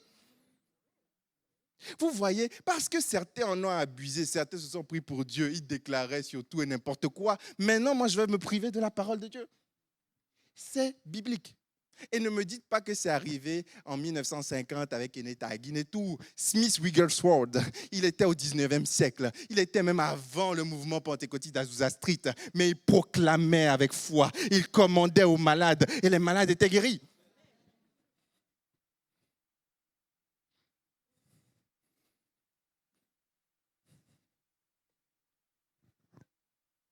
Pierre dit, Tabitha, lève-toi. Comme Jésus a dit, Lazare, sort. Jésus a prié, Père, je sais que tu m'exauces toujours. Il a eu la confirmation du Père. Et ensuite, il a parlé. On ne peut pas parler avec légèreté. Il faut entendre la voix de Dieu clairement. Et c'est là le défi. Ça ne se fait pas comme ça. Il faut passer du temps avec Dieu.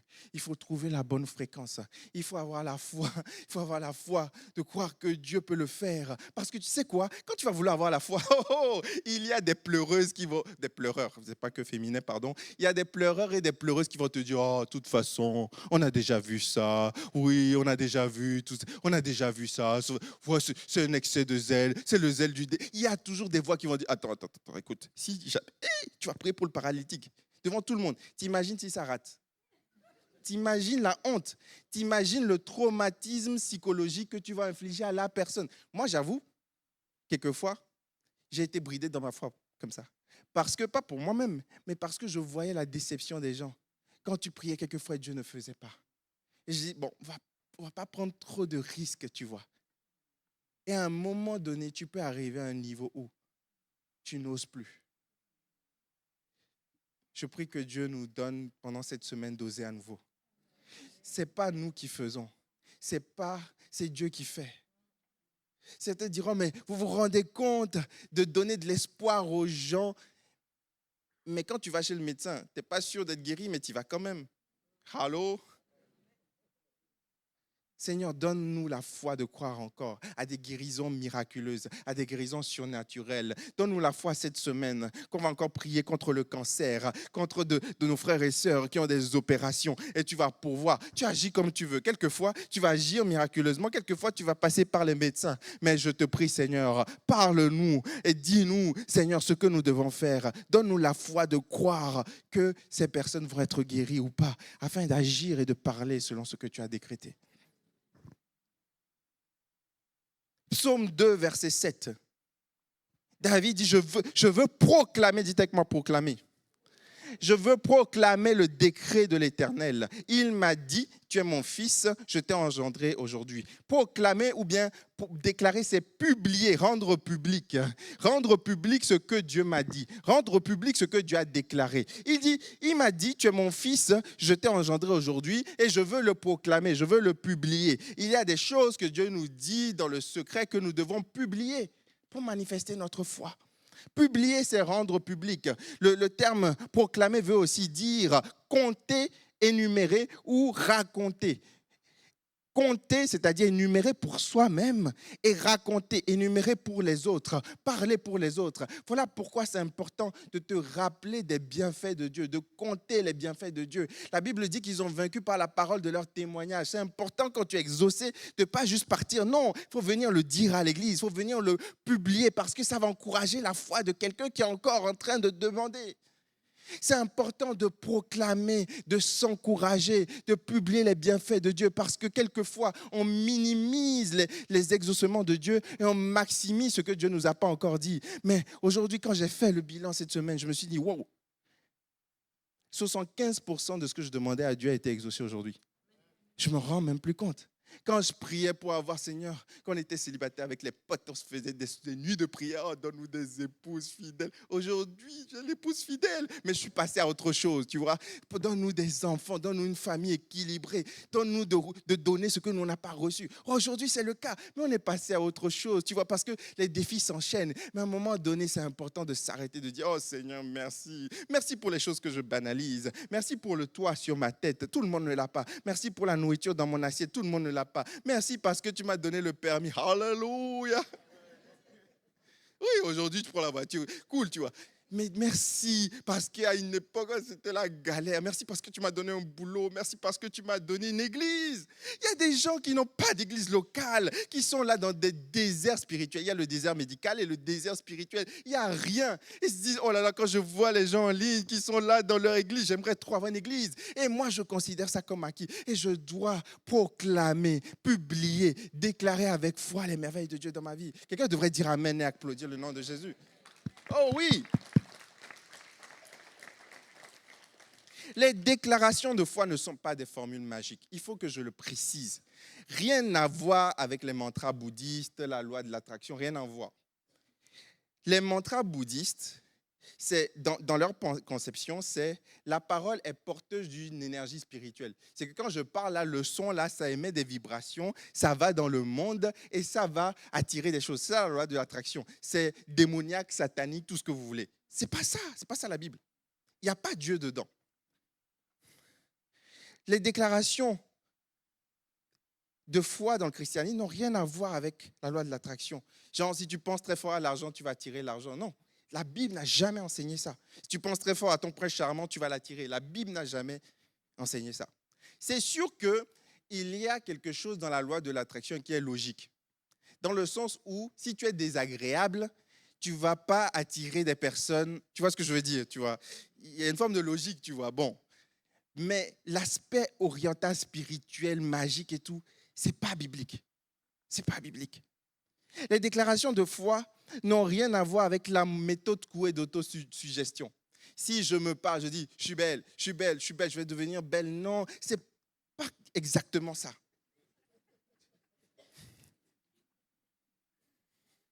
Oui, parce que maintenant, bon, je suis fort, je suis un lion, répète ça 10 fois et puis tu le seras. Si c'était aussi facile, ça se saurait, hein, honnêtement. On va tous se déclarer et puis c'est bon. Mais non. Non.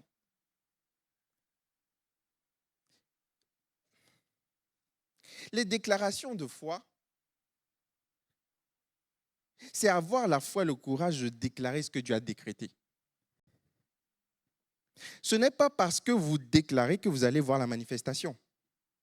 C'est parce que Dieu l'a décrété, que tu as la foi dans ce que Dieu a décrété, que tu déclares pour témoigner que tu as la foi, que tu vas voir la manifestation. Est-ce que quelqu'un me suit? La déclaration est une conséquence, pas une cause. Regarde, peut-être je suis en train de bousculer la théologie de quelqu'un, je ne sais pas où je suis là. Des fois, je dis des choses normales, mais après, des fois, ça me crée des problèmes. Ça va ou... Ok, bon. Ouf. Acte chapitre 5, verset 9. Regarde ce que Pierre a vécu encore, Pierre. Pierre, il prie et il sent Dieu lui parler concernant Ananias et Saphira. À l'époque, donc ils ont tous décidé, d'un commun accord, personne ne les a forcés, de tout vendre et de donner les recettes à l'église pour une redistribution. Personne ne les a forcés, ils étaient libres de ne pas le faire. Mais Ananias et Saphira, ils voulaient avoir gardé le confort de leur argent et la gloire d'avoir donné. Est-ce que tu connais des gens comme ça? Quand ils donnent là, ils doivent dire à tout le monde, tu sais, c'est moi qui ai payé pour cette église, c'est moi qui ai donné, c'est moi qui ai contribué. À l'époque, le trésorier, ils ont toujours besoin de montrer aux... Bon, bref, passons. Et Pierre va sentir que Dieu n'était pas content, que le Saint-Esprit était attristé, en colère. Et il va venir voir Ananias, il va lui dire, pourquoi tu as fait ça? Et instantanément, Ananias va sortir, va tomber raide mort. Et regardez ce qui va se passer. Saphira va arriver également. Pierre lui dit, comment avez-vous pu vous mettre d'accord pour provoquer l'Esprit du Seigneur? Ceux qui ont enterré ton mari, regarde ce qu'il dit, c'est grave, hein? Si Pierre dit ça aujourd'hui, oh là là, je ne t'imagine pas la catastrophe dans l'église, on va convoquer, je ne t'imagine pas. Je n'imagine pas. Oh, la catastrophe. Ça va murmurer comment il a osé faire ça et tout. Je pensais qu'il était l'apôtre. Bon, bref. Il entend quelque chose qui est contre-intuitif, qui n'est pas populaire. Il dit, tu sais, Dieu est un Dieu de grâce, mais là, vous avez exagéré. Et il dit, ceux qui ont enterré ton mari sont à la porte et vont t'emporter toi aussi. Quoi? Je croyais qu'on apportait la vie et pas la mort. Comment oses-tu dire ça? Mais Pierre, c'est subjectif, c'est subjectif. Mais il a senti dans son cœur que Dieu avait décrété qu'ils allaient mourir aujourd'hui. Verset 10. Elle tomba immédiatement aux pieds des apôtres et expira. Pierre dit, ceux qui ont enterré ton mari vont enterrer aujourd'hui. Il n'a rien fait d'autre. Et elle tomba immédiatement. Et elle meurt. Alors, c'est une déclaration de foi. Pierre n'a pas prié. Seigneur, s'il te plaît, reprends-les. Non, il a dit quelque chose et la chose est arrivée.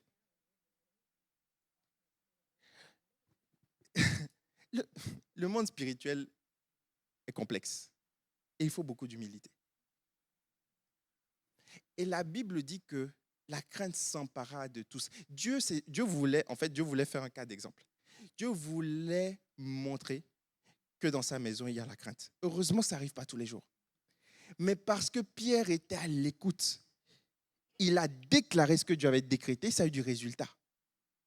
Rappelez-vous, ce même Pierre, il n'est pas parfait. Des fois, il dit des choses. Ah, tous te renieront, mais bon. Donc, ce n'est pas la perfection de la personne de Pierre qui a fait.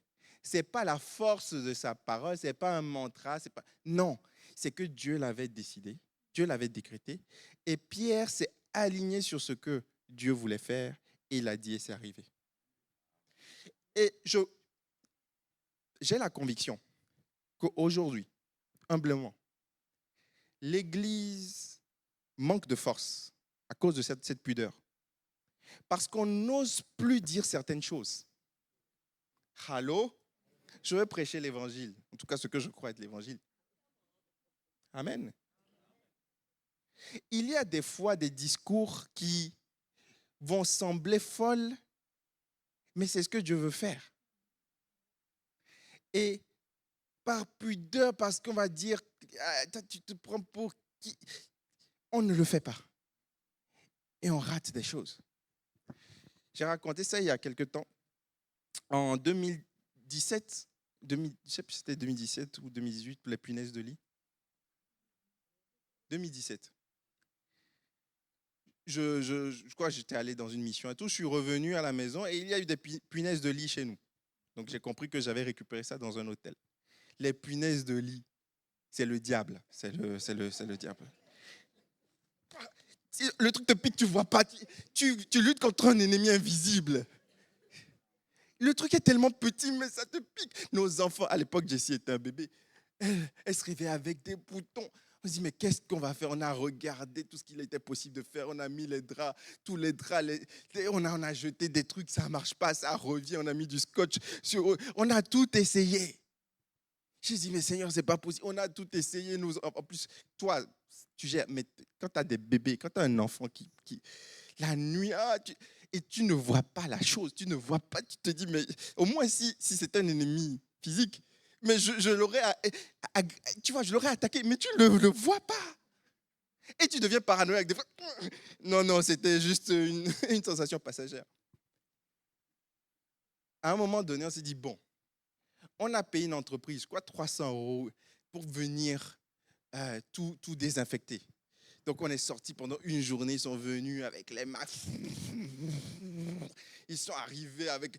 Et puis, on s'est dit, bon. Et puis, on est revenu à la maison. On s'est dit, là, c'est bon. On avait encore les punaises de lit. Je dis, mais c'est pas possible.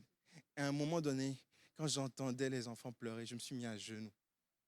J'ai dit, Seigneur, mais n'est-ce pas toi, le Dieu de l'Exode, qui est capable d'envoyer les sauterelles, qui est capable d'envoyer les grenouilles, qui est capable d'envoyer les mouches venimeuses. Et lorsque tu le décides, tu es capable de les supprimer. Et j'ai dit au nom de Jésus, je déclare maintenant que toutes les punaises sèchent.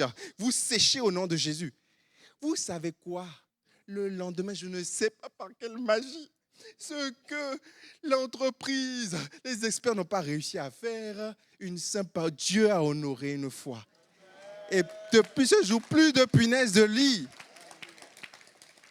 Et tu sais quoi, le problème, c'est que malgré ça, tu as encore des doutes parce que quand tu dis, oui, mais Dieu a agi hier, hein? Oui, mais il y a beaucoup de prières qui n'ont pas exaucé. Hein?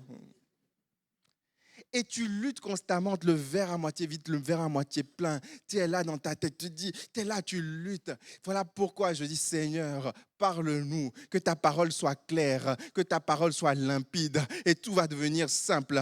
Nous allons déclarer ce que tu as décidé. Et des fois, ce ne sera pas des choses qui sont bonnes pour nous. Des fois, tu vas demander à des choses, tu vas dire, ah, je suis la tête et non la queue. Je vais te dire, non, tu vas te repentir, tu vas t'humilier. C'est tout en fait, il n'y a pas de tête et de queue ici. Tu vois ce que je veux dire? Donc, lorsqu'on entend Dieu, tout devient simple. Mais je prie qu'on entende Dieu. Seigneur, parle-nous encore aujourd'hui dans un monde de surinformation, de désinformation, dans un monde où il y a tellement de bruit ambiant. Aide-nous à nous enfermer, à nous isoler, à t'entendre à nouveau, à t'entendre nous parler. Qu'est-ce que tu penses de ma vie? Qu'est-ce que tu penses de mon cœur? Qu'est-ce que tu penses de ma relation avec les autres? Qu'est-ce que tu penses de ma gestion de mes finances? Qu'est-ce que tu penses de mon travail? Qu'est-ce que tu penses de mon ministère? Viens, parle-moi encore, comme tu as parlé aux églises d'Asie. Tu as parlé dans leur vie. Tu leur as donné des compliments, mais tu leur as aussi donné des corrections. Seigneur, je ne veux pas juste entendre des compliments. Je ne veux pas juste avoir la démangeaison d'entendre des choses agréables. Je veux aussi entendre des corrections, entendre ce qui ne va pas dans ma vie, me laisser façonner, me laisser diriger par toi. Et ensuite, lorsque j'aurai ta pensée, je pourrai déclarer ta parole et les choses arriveront à existence parce que tu dis et la chose arrive. Tu ordonnes, elle existe. Moi, je n'ai pas de parole spéciale, mais si je me cale sur ta parole,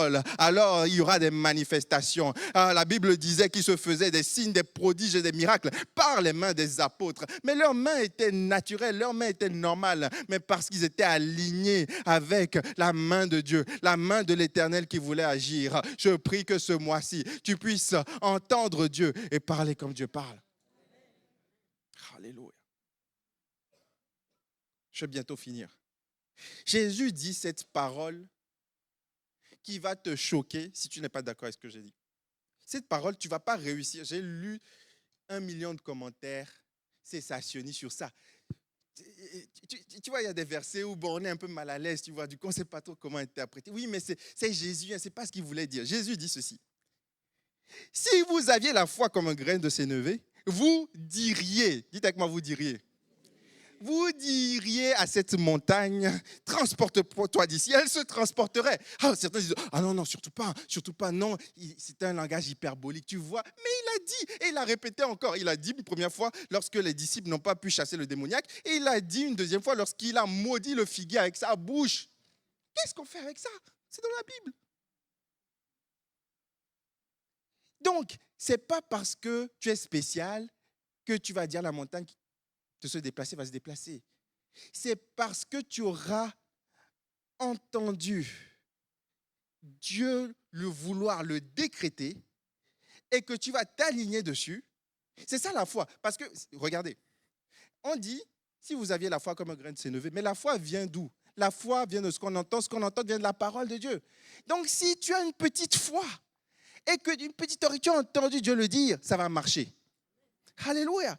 La foi, ce n'est pas une force autonome, tu vois comme une puissance que tu as là. Non, c'est ce que Dieu veut faire. C'est tout. On a besoin de revenir écouter Dieu. C'est ça l'enjeu. L'enjeu, ce n'est pas de déclarer. C'est juste, si tu sais parler français, tu sais déclarer. Ce n'est pas ça le problème. L'enjeu, c'est d'entendre ce que Dieu veut. Et c'est là où c'est difficile. C'est là où, tu sais, je veux te dire, c'est vraiment la dérive des mouvements certains mouvements hyper charismatiques. C'est que certains pasteurs, apôtres, bishops, généraux de Dieu, tout ce que vous voulez, ils ont déclaré une première fois, ça a marché dans la vie des gens. Mais les gens, ils en redemandent. Bon, tu ne vas pas nous laisser là, tu vois.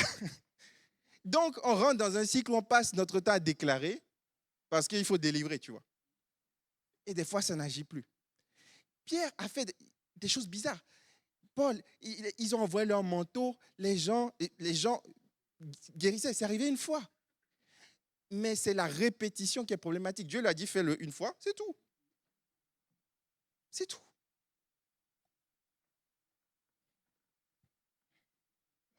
Si vous aviez la foi comme un grain de sénévé, vous diriez à cette montagne, transporte-toi d'ici, et elle se transporterait. Rien ne vous serait impossible. Pourquoi? Parce que Dieu l'a décrété. Et mettons-nous dans le contexte. Ça ne veut pas dire que tu deviens super puissant. Je prends tellement de gants parce que ça ne veut pas dire que tout va te réussir. Les disciples qui ont entendu ça sont morts sous la persécution. Allô? Donc, ce n'est pas « Ah, on me persécute, je déclare ». Non, ça n'a pas marché parce que Dieu voulait qu'ils meurent comme ça. Vous voyez l'équilibre? Paul, qui a déclaré cette parole sur cette femme qui était possédée, maintenant, ça suffit, sois libéré. Paul qui a déclaré sur Eutychus, lève-toi maintenant, ressuscite. Il n'a pas pu déclarer sur son écharpe. Ce n'est pas une formule magique. Dieu doit le décider, Dieu doit le décréter. Et vous savez pourquoi il leur dit ça à eux? Matthieu 17, la Bible dit que les disciples s'approchèrent de Jésus et lui dirent, mais pourquoi on n'a pas pu libérer ce démoniaque? Et Jésus va les reprendre sévèrement. Jésus va être dur avec eux. Alors on peut se dire, mais Seigneur, pourquoi, toi qui es la douceur, pourquoi tu es aussi dur avec eux? C'est parce que, quelque temps plus tôt, Jésus lui-même avait décrété sur leur vie, ceci, Matthieu 10, 1, je vous donne le pouvoir de chasser les esprits impurs et de guérir toute maladie et toute infirmité. Jésus l'a déjà déclaré, Jésus l'a déjà permis, Jésus l'a déjà prophétisé, Jésus l'a déjà décrété, tout ce que tu veux. Donc maintenant, il fallait se saisir par la foi pour pouvoir agir. Voilà pourquoi il était dur avec eux. Il ne serait pas dur avec nous aujourd'hui puisque on n'est pas dans le même contexte. Tu vois?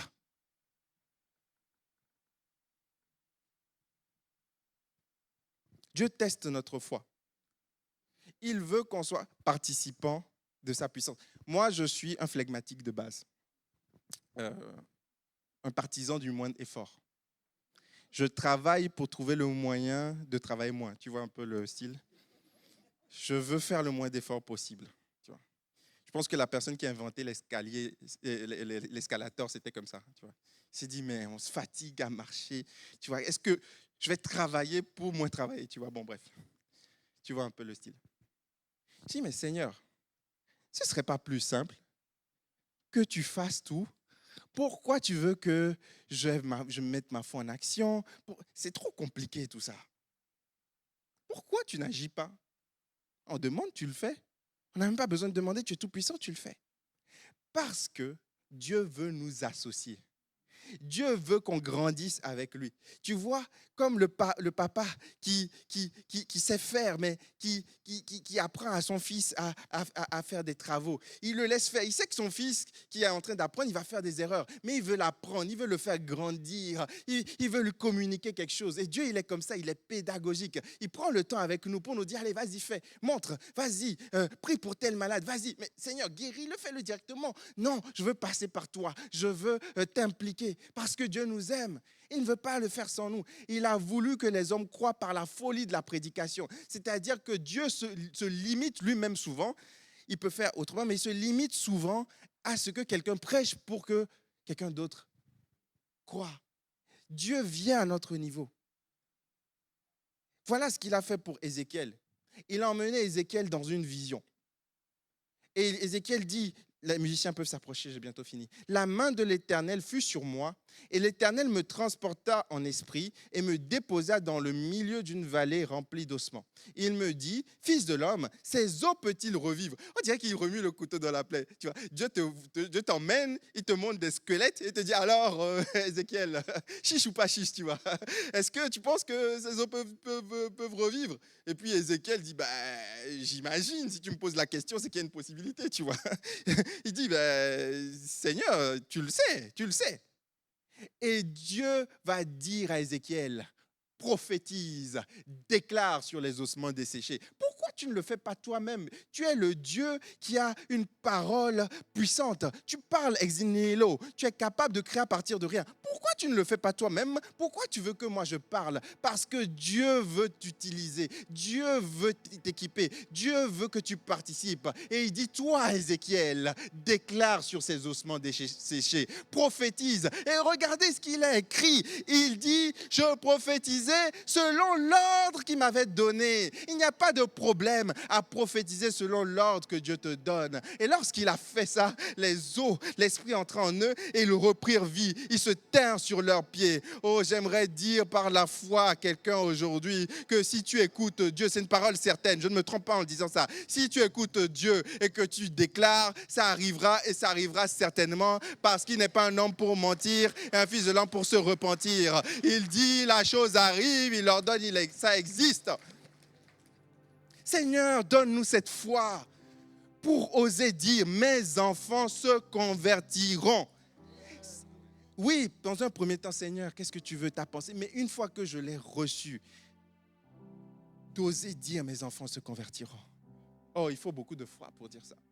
Parce que, tu sais, il y en a qui vont t'entendre et qui vont dire, bon, t'en es où là? Depuis, ça fait 20 ans.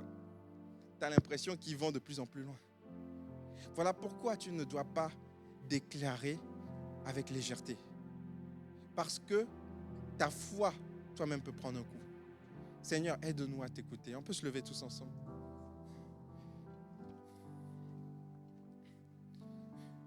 Alors que la musique, on peut commencer à chanter.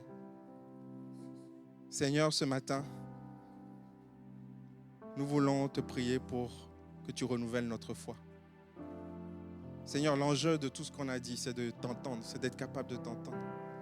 Seigneur, pardon pour toutes les fois où nous t'avons jugé, nous t'avons condamné.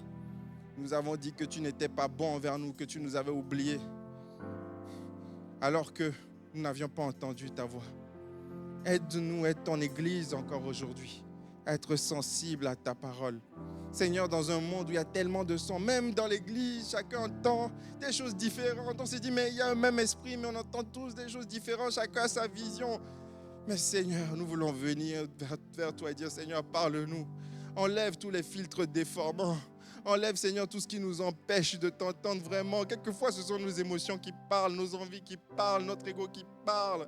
Mais Seigneur, je prie que tu écrases l'ego, que tu abaisses l'ego, que tu laisses, Seigneur, de côté tous nos sentiments, nos émotions, que tu nous ordonnes de t'entendre.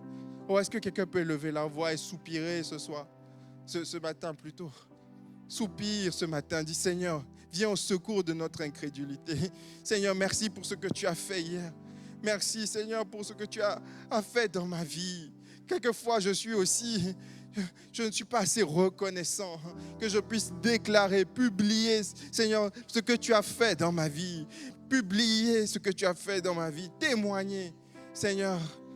Mais aujourd'hui, Seigneur, parle-moi. Parle-nous de nous, parle-nous de notre Église. Donne des paroles sur notre Église, Seigneur. Et ensuite, nous nous alignerons selon ces paroles. Tu as dit que l'homme qui construit, c'est bien de construire, c'est bien de faire des projets. Mais l'homme qui construit sans toi bâtit en vain. Seigneur, nous ne voulons pas bâtir sans toi. Nous voulons bâtir sur ta parole. Comme Pierre, nous voulons marcher sur l'eau en écoutant ta parole. Seigneur, lorsque Pierre a commencé à vouloir marcher par lui-même ou à voir les circonstances, il a coulé. Seigneur, nous reconnaissons notre totale incapacité sans toi. Nous reconnaissons que nous sommes faibles sans toi. Mais nous reconnaissons que nous sommes forts avec toi. Donne-nous cette foi qui va devenir des pensées, qui va devenir des paroles d'espoir, des paroles d'encouragement, des paroles de bénédiction, des paroles d'optimisme, des paroles d'espérance. Donne-nous un discours qui est digne de la vocation à laquelle tu nous as appelés. Tu nous as appelés à être sel et lumière. Mais quelquefois, notre discours est tellement décourageant parce que nous avons été nous-mêmes découragés, parce que nous n'y croyons plus, parce que nous avons été déçus. Viens guérir notre déception, viens guérir nos blessures afin que nous puissions croire à nouveau.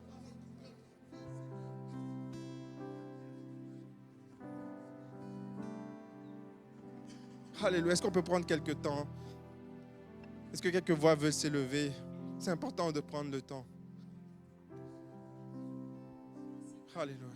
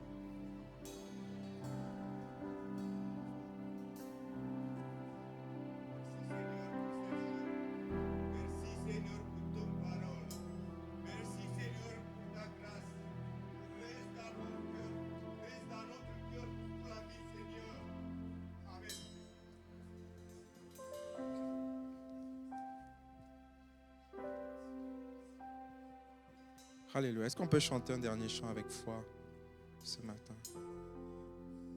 Merci Seigneur pour ta parole que tu nous donnes aujourd'hui. Nous voulons dépendre de toi. Nous voulons nous humilier. Durant cette semaine de jeûne, viens humilier notre âme. Viens encore nous montrer notre incapacité sans toi. Mais viens nous montrer que tu es celui qui nous capacite. Avec toi, nous pouvons tout parce que tu nous fortifies. Viens nous communiquer ta pensée, ta parole pour nous-mêmes, pour nos proches, pour l'Église, pour le monde. Viens nous emmener à nous élever au-dessus de nous-mêmes et de notre situation, pour savoir ce qui te préoccupe, pour savoir à quoi tu penses, pour connaître tes priorités, tes plans, afin de pouvoir nous aligner dessus. On peut chanter ensemble un dernier chant. Alléluia. Seigneur, me voici, assoiffé de ta présence. Père, entends mon cri, celui de la délivrance. Je veux ta rivière, je veux ton amour, afin de devenir semblable à toi, que ma coupe déborde, que mon cœur soit rempli, viens transformer ma vie, que ma coupe déborde de joie et de l'esprit, viens Jésus, change-moi, fais-le, je te prie. Alléluia. Seigneur, me voici, assoiffé de ta présence. Et entends mon cri, celui de la délivrance. Je veux ta rivière, je veux ton amour, afin de devenir semblable à toi, que ma coupe déborde, que mon cœur soit rempli, viens transformer ma vie, que ma coupe déborde de joie et de l'esprit, viens Jésus, change-moi, fais-le jeu, que ma coupe déborde, que ma coupe déborde, que mon cœur soit rempli, viens transformer ma vie, que ma coupe déborde de joie et de l'esprit, viens Jésus, change-moi, fais-le, je te prie, que ma coupe déborde, que mon cœur soit rempli, viens transformer ma vie, que ma coupe déborde de joie et de l'esprit, viens Jésus, change-moi, fais-le, je Est-ce qu'on peut acclamer le nom du Seigneur ce matin? Qui a été béni ce matin? Juste que je vérifie. OK. Ne partez pas sans avoir rempli un sujet de prière ou un sujet d'action de grâce. C'est une façon aussi de publier ce que Dieu a déjà fait ou ce que Dieu va faire. Et on prendra le temps de prier pour ça mardi. Je vous donne rendez-vous mardi. Il y aura une intercession à 18h15 dans la salle annexe. À 19h30, je vous donne rendez-vous ici pour la soirée chambre haute. Si vous êtes sur Internet, on vous salue. On vous fait des bisous à distance. Vous pouvez aussi nous envoyer vos sujets. Envoyez vos sujets en commentaire. Si c'est trop personnel, envoyez-les via la page contact de notre site Mon Église, églisebordeauxrépublique.com. Si vous n'êtes pas familier au papier, vous pouvez aussi nous adresser votre sujet de prière via la page contact. Vous allez sur églisebordeauxrépublique.com, page contact, et vous envoyez votre sujet. S'il vous plaît, précisez votre nom, votre prénom, depuis combien de temps vous êtes à l'église pour qu'on puisse dissocier qui est de l'église et qui ne l'est pas.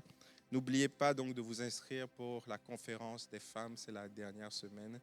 Et avant de partir, le ticket pour partir, c'est de saluer 3 personnes que vous ne connaissez pas. Est-ce qu'on peut compter sur vous là-dessus? Amen? Voilà. On va finir en louange. Je crois que j'ai rien oublié. Ouais, célébrer Jésus. Ouais. Seigneur vous bénisse. Bon dimanche. Alors, pardon. Détail concret. Alors, certains ont demandé... faux départ. Pour jeûner... les nouveaux. Oui, tu vois. Est-ce qu'il y a des personnes qui sont là pour l'une des premières fois? Levez simplement la main, là où vous êtes. Voilà, on peut les applaudir. Bienvenue, bienvenue. Alors, gardez les mains levées. Notre équipe d'accueil a un petit carton pour vous. Et avec ce carton, vous pourrez récupérer un petit cadeau à la sortie et laisser vos coordonnées si vous le désirez. Alors, pour le jeûne, buvez beaucoup d'eau, hydratez-vous. Comme vous l'avez compris, on n'est pas dans le formalisme. Jésus n'a pas donné une liste de critères. Prier 5 fois, regarder en direction de... Je ne vais pas citer. L'important, c'est de jeûner. L'important, c'est de faire cet effort-là avec foi. Donc, sentez-vous libre d'adapter. Par contre, ne changez pas tous les jours. Si dès que vous avez faim, on peut rajouter les croissants, ça ne marche pas. Il faut que vous décidiez à l'avance le format du jeûne pour toute la semaine. Buvez beaucoup d'eau, hydratez-vous. Si vous avez une santé qui est fragile, prenez le temps de consulter un médecin. Adaptez vraiment en fonction de votre santé. Il n'y aura pas de réunion en Zoom parce qu'on n'a pas pris le temps de vraiment le préparer. Certains ont du mal avec la connexion. Donc, on va uniquement faire la réunion chambre haute pour mardi soir pour ces sujets-là.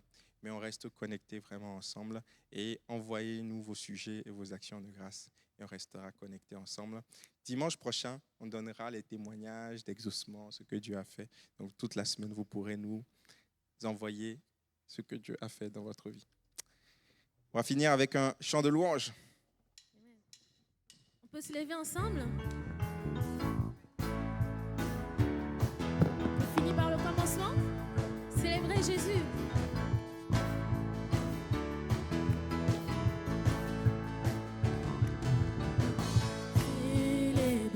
Jésus, célébrer, célébrer, célébrer, Jésus, célébrer, célébrer, Jésus, célébrer, célébrer, Jésus, célébrer, ressuscité.